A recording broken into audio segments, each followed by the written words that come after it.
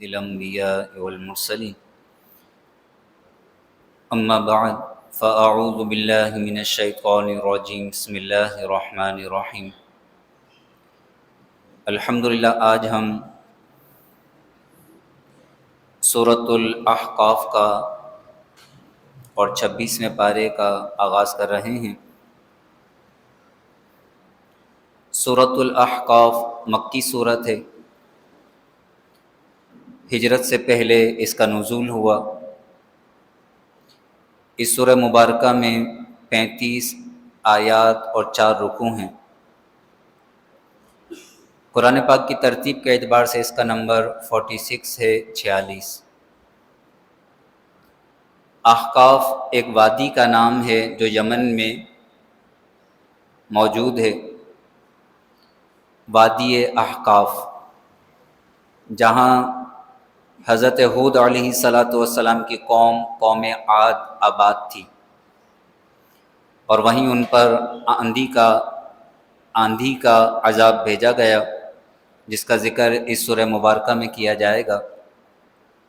اسی مناسبت سے اس سورت کا نام احقاف رکھا گیا، یعنی وہ وادی جہاں قوم عاد آباد تھی۔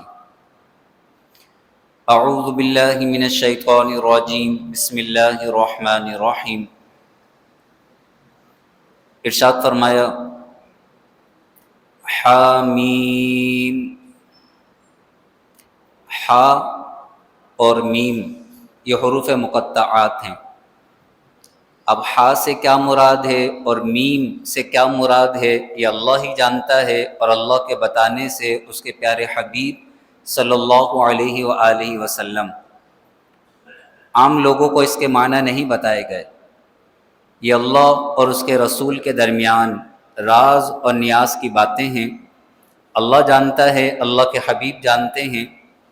اس کے جو بھی معنی ہیں ہم اس پر ایمان رکھتے ہیں۔ یہ حروف مقطعات ہیں۔ تنزیل الکتابی، کتاب کو اتارنا، اور کتاب سے مراد یہاں ہے قرآن کریم فرقان حمید، یعنی اس قرآن کو اتارنا۔ تنزیل الکتاب، کتاب کو اتارنا، من اللہ، اللہ کی طرف سے ہے، العزیز جو بڑی عزت والا، الحکیم بڑی حکمت والا ہے۔ تنزیل الکتاب من اللہ العزیز الحکیم، اس کتاب کو اتارنا اللہ کی طرف سے ہے جو بڑی عزت والا، بڑی حکمت والا ہے۔ سبحان اللہ۔ ایک آیت کے اندر کتنا بڑا مفہوم بیان کر دیا گیا کہ یہ کتاب کسی بشر کا کلام نہیں ہے، یہ کوئی دنیاوی کتاب نہیں ہے، یہ اللہ کا کلام ہے جو اللہ نے آسمانوں سے زمین پر اتارا ہے، اور پھر اس اللہ کی طرف سے اس کتاب کا نزول ہوا ہے جو بڑی عزت والا ہے۔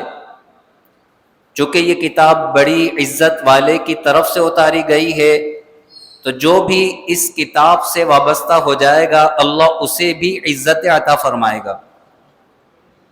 الحکیم، یہ کتاب بڑی حکمت والے اللہ کی طرف سے اتاری گئی ہے، تو جو بھی چاہتا ہے کہ اسے حکمت مل جائے، اور حکمت کی اصل ہے اللہ کا ڈر۔ جب کہا جاتا ہے حکمت کی اصل ہے اللہ کا ڈر، اللہ کا خوف، یہ اصل حکمت ہے۔ اور جو یہ چاہتا ہے کہ اسے اللہ کا ڈر، اللہ کا خوف نصیب ہو جائے، تو پھر وہ قرآن کو پڑھے، قرآن پر عمل کرے، اللہ اسے حکمت کے خزانے عطا فرمائے گا۔ ما خلقنا السماوات والارض، ہم نے آسمانوں اور زمین کو پیدا نہیں کیا، وما بینہما، اور جو کچھ ان کے درمیان ہے، الا بالحق، مگر حق کے ساتھ۔ یعنی مطلب کیا ہے، ہم نے آسمان اور زمین اور جو کچھ ان کے درمیان ہے ہر چیز کو حق کے ساتھ پیدا کیا ہے۔ اور حق سے مراد کیا ہے، یعنی آسمانوں، زمینوں اور ان کی تمام مخلوقات میں ذرے ذرے میں اس بات کی دلیل موجود ہے کہ اللہ تبارک و تعالی وحدہ لا شریک ہے، وہی اس کائنات کو بنانے والا ہے۔ حق سے مراد یہ ہے ہم نے آسمانوں اور زمینوں اور جو کچھ ان کے درمیان ہے، ساری مخلوقات، ہر ایک ایک چیز وہ اللہ کی موجودگی کی، اللہ کے وجود کی، اللہ کے وحدانیت کی دلیل ہے۔ اگر انسان آسمانوں میں غور کرے تو اس کا دل پکار کر کہے گا کہ کوئی تو ہے جس نے یہ آسمان بنائے ہیں۔ اگر انسان زمین پر غور کرے تو اس کا دل پکار کر کہے گا کہ کوئی تو ہے جس نے یہ زمین بنائی ہے۔ اگر انسان اپنی ذات پر غور کرے، ایک ایک پتے پر، ایک ایک ذرے پر، کائنات کی کسی بھی چیز پر جب وہ غور و فکر کرے گا تو اس کا دل پکار کر کہے گا کہ کوئی تو ان کا خالق ہے جس نے ان چیزوں کو بنایا ہے۔ اور جب انسان غور کرتا چلا جائے گا تو اس کا دل پکار کر کہے گا وہ وحدہ لا شریک ہے، وہ اللہ رب العالمین ہے۔ ما خلقنا السماوات والارض وما بینہما الا بالحق، ہم نے آسمانوں اور زمین اور جو کچھ ان کے درمیان ہے ان کو حق ہی کے ساتھ بنایا ہے، حق کے ساتھ پیدا کیا ہے، تم ان کے ذریعے میری معرفت حاصل کر سکتے ہو۔ وَأَجَلٍ مُّسَمًّى، اور ایک مقررہ مدت کے ساتھ، اجل مدت، مسمى مقررہ، وَأَجَلٍ مُّسَمًّى، اور ایک مقررہ مدت کے ساتھ یہ آسمان اور زمین اور تمام مخلوقات کو بنایا گیا ہے۔ اللہ اکبر، یعنی اللہ تبارک و تعالی نے تخلیق کے ساتھ ساتھ یہ بھی فرما دیا کہ یہ چیزیں ہمیشہ نہیں رہیں گی، ہر چیز کی ایک مدت ہے۔ انسان کی، آسمان کی، زمین کی، تمام چیزوں کی ایک مدت ہے۔ جیسے ہی قیامت آئے گی سب کچھ فنا ہو جائے گا، آسمان بھی، زمین بھی، ایک ایک چیز، کچھ بھی باقی نہیں رہے گا۔ کل من علیہ فان، قیامت کے آتے ہی سب کچھ فنا ہو جائے گا۔ تو ہر ایک کی ایک مقررہ مدت ہے، جیسے قیامت آئے گی سب ختم۔ تو جو فانی ہے، انسان کبھی بھی اس میں دل نہ لگائے، بلکہ اس فانی کو جو باقی ہے آخرت اور جنت، اس باقی رہنے والی جنت اور ان نعمتوں کے حصول کا ذریعہ بنائے۔ انسان اس فانی دنیا میں رہتے ہوئے اللہ تبارک و تعالی سے جنت کے سودے کرے جو ہمیشہ رہے گی، اسے کبھی فنا نہیں، نہ جنت کو نہ جنت کی نعمتوں کو۔ والذین کفروا، اور جنہوں نے کفر کیا، اما انذروا، جس چیز سے انہیں ڈرایا گیا، معرضون، وہ اس سے منہ پھیرے ہوئے ہیں۔ والذین کفروا اما انذروا معرضون، اور کافروں کو جس چیز سے ڈرایا گیا ہے وہ اس سے منہ پھیرے ہوئے ہیں۔ یعنی کافر اللہ کے عذاب سے نہیں ڈرتے، وہ قیامت سے نہیں ڈرتے، وہ قرآن میں جو عذاب کی وعیدیں ہیں اس سے منہ پھیر لیتے ہیں، مذاق اڑاتے ہیں، ایک کان سے سنتے ہیں دوسرے کان سے نکال دیتے ہیں، اس پر ایمان نہیں لاتے کافر۔ والذین کفروا، جنہوں نے کفر کیا، اما انذروا، انہیں جس چیز سے ڈرایا گیا، قیامت سے، عذاب سے، قرآن کی وعیدوں سے، جس چیز سے انہیں ڈرایا گیا ہے، معرضون، وہ منہ پھیرنے والے ہیں، اعراض کرنے والے ہیں، وہ اس پر ایمان نہیں لاتے۔ قل، اے حبیب آپ فرمائیے، یعنی انہی کافروں سے، قل آپ فرمائیے، ارأیتم، بھلا بتاؤ تو صحیح، یہ دعوت فکر کے لیے ہوتا ہے۔ ارأیت، ارأیتم، بھلا دیکھو تو، بھلا بتاؤ تو، ما تدعون من دون اللہ، جنہیں تم اللہ کے سوا پکارتے ہو۔ اور تدعون، پکارنے سے مراد یہاں پوجنا ہے۔ اب تدعون کی جب تفسیر دیکھیں گے، تدعون ای تعبدون، صرف پکارنا نہیں بلکہ پوجنا ہے، کیونکہ مشرکین مکہ جن بتوں کو پکارتے تھے انہیں اپنا معبود سمجھتے تھے، تو کسی بھی بت کو پکارنا معبود سمجھ کر یہ کفر و شرک ہے۔ قل، اے حبیب آپ ان کافروں سے فرمائیے، ارأیتم، بھلا دیکھو تو، ذرا بتاؤ تو، ما تدعون من دون اللہ، جنہیں تم اللہ کے سوا پکارتے ہو، یعنی جن بتوں کو تم اللہ کے سوا پوجتے ہو اور انہیں اپنا معبود کہتے ہو، ارونی، مجھے دکھاؤ، ماذا خلقوا من الارض، انہوں نے زمین سے کون سی چیز بنائی ہے، ان بتوں نے زمین کا کون سا ذرہ بنایا ہے، کون سی چیز بنائی ہے، ارونی مجھے دکھاؤ، ماذا خلقوا من الارض، ان بتوں نے زمین کی کون سی چیز بنائی ہے، ام لہم شرک فی السماوات، یا ان کے لیے آسمانوں میں کوئی حصہ ہے، آسمان کا کوئی ٹکڑا انہوں نے بنایا ہو، یا آسمان کی سلطنت میں ان کا کوئی حصہ ہو، ام لہم شرک فی السماوات، یا آسمانوں میں ان کا کوئی شرک، شرک سے مراد حصہ، یا آسمانوں میں ان کا کوئی حصہ ہے، مجھے دکھاؤ۔ تو کافر آگے سے کیا جواب دیں گے؟ وہ بت تو خود بناتے تھے اپنے ہاتھوں سے، تو ان کے پاس کوئی جواب نہیں ہے۔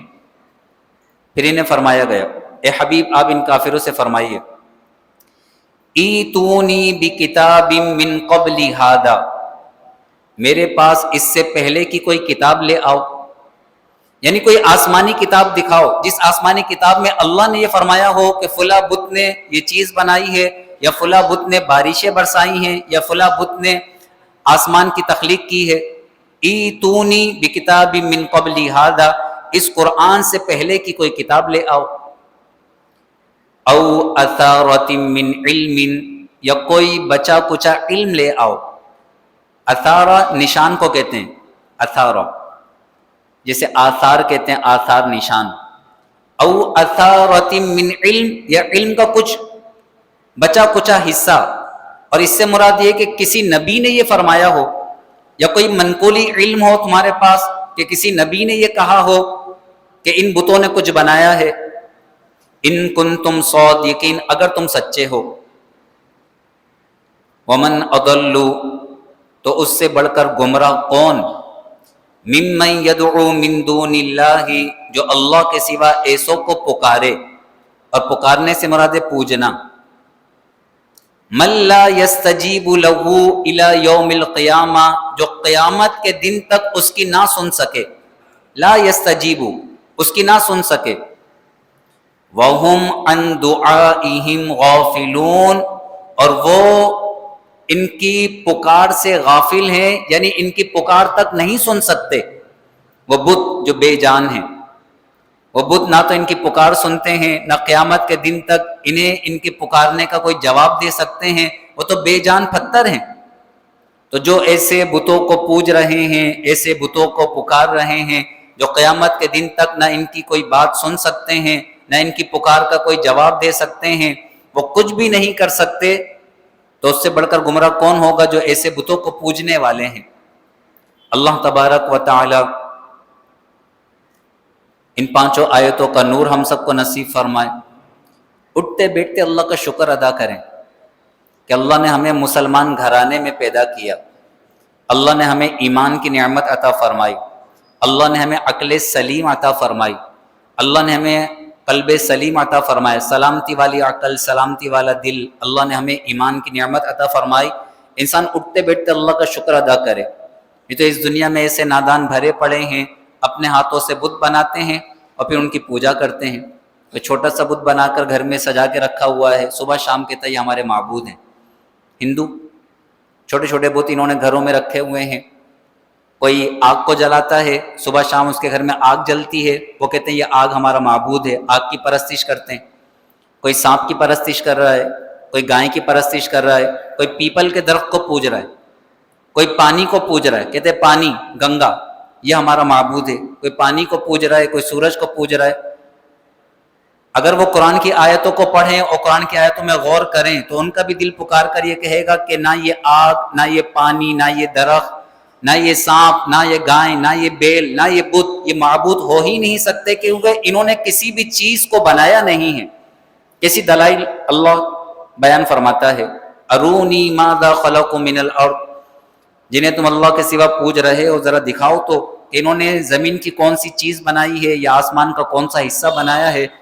انسان یہی کہے گا انہوں نے تو کچھ بھی نہیں بنایا، بلکہ یہ تو خود بنائے گئے ہیں، یہ تو خود پیدا کیے گئے ہیں۔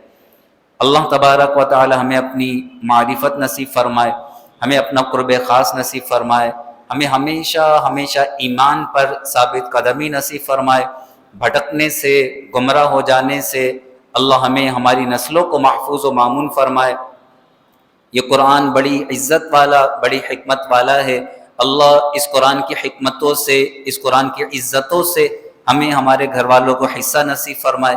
آمین۔ وآخر دعوانا ان الحمد للہ رب العالمین، وصلی اللہ تعالی علی خیر خلقہ ونور عرشہ سیدنا ومولانا محمد وعلی آلہ واصحابہ اجمعین، آمین برحمتک یا ارحم الراحمین۔